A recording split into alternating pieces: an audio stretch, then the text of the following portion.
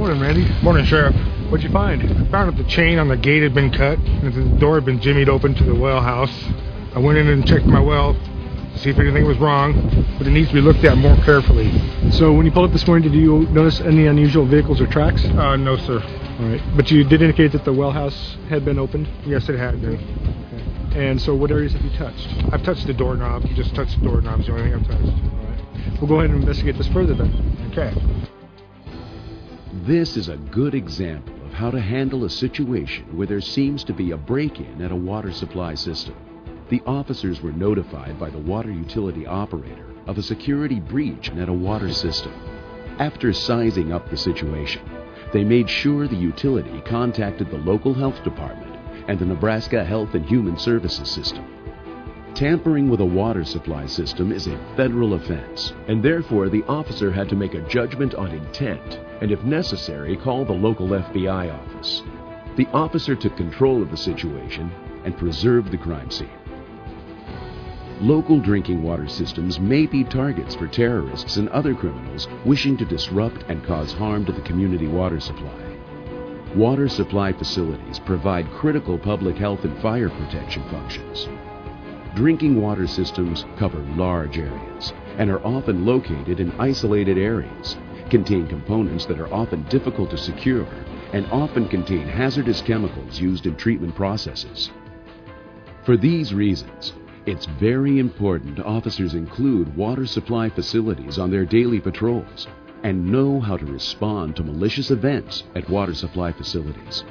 Examples of suspicious and/or illegal activities: strangers hanging around locks or gates, people on top of water tanks, unidentified vehicles near utilities, people dumping material into a reservoir, people climbing or cutting a utility fence, suspicious opening of manhole covers, fire hydrants, buildings, or equipment, people photographing utility facilities, structures, or equipment.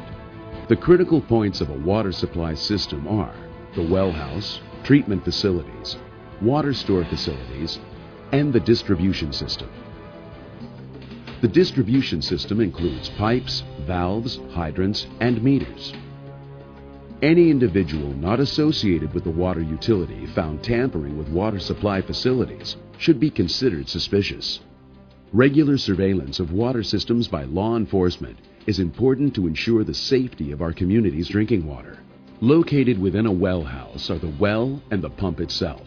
This is the source of our water in a groundwater system. Often the well pump is located underground and is not visible in the well house. The most common treatment process housed in a well house or separate treatment plant is disinfection. The most common chemical used for disinfection is chlorine. Chlorine is added to water in a variety of forms: solid, liquid, and gas. Chlorine is an extremely hazardous substance. Chlorine gas is especially dangerous and could have a detrimental effect on populations if released in the air. Other common chemicals that may be found in a well house or treatment plant are fluoride and phosphates. Water is stored in various structures, including ground storage tanks, water towers, and pressure tanks. Water storage facilities have hatch openings, allowing personnel to enter the structure for cleaning and maintenance. The cooperation of local law enforcement and Department of Health and Human Services is essential in providing maximum protection of water treatment facilities, ensuring the safety of all communities. This has been an introduction to security and emergency response at drinking water supply facilities.